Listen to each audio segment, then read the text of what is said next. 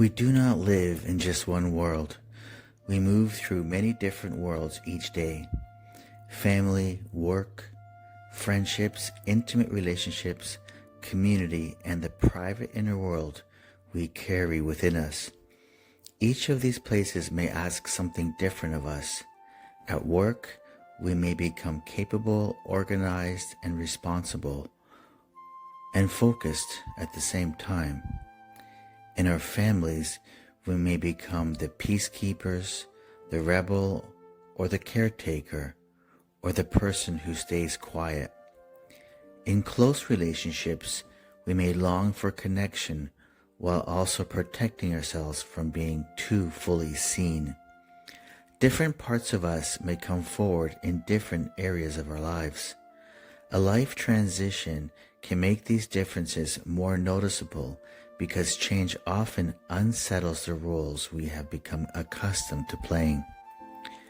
Some transitions are easy to recognize: a career change, a separation, a loss, or an illness.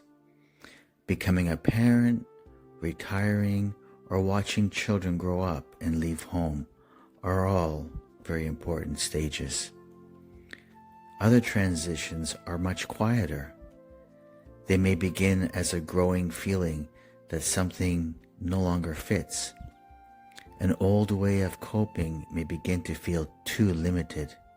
The person we have learned to be for others may no longer feel connected to the person we sense ourselves becoming.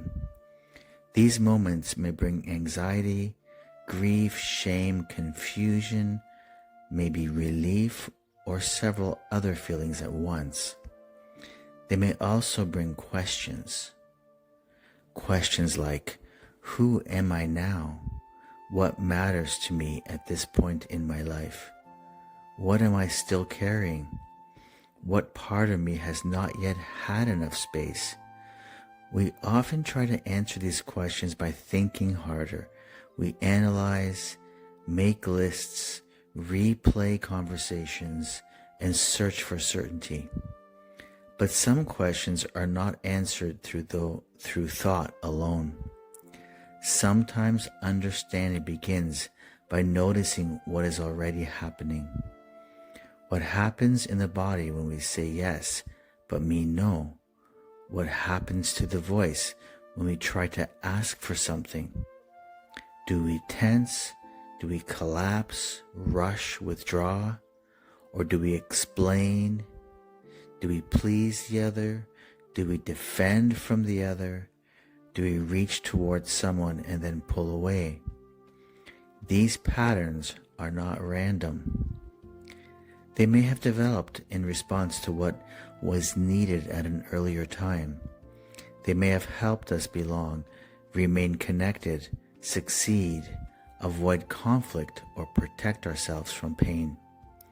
A response that was once useful may begin to feel restrictive when circumstances change. The systems around us also leave their marks. A family may teach us not to need too much. A workplace may reward constant productivity and make rest feel uncomfortable. A relationship may draw us into familiar roles such as rescuing, avoiding, proving ourselves, or keeping the peace. Culture also shapes our ideas about strength, success, independence, care, masculinity, femininity, and belonging.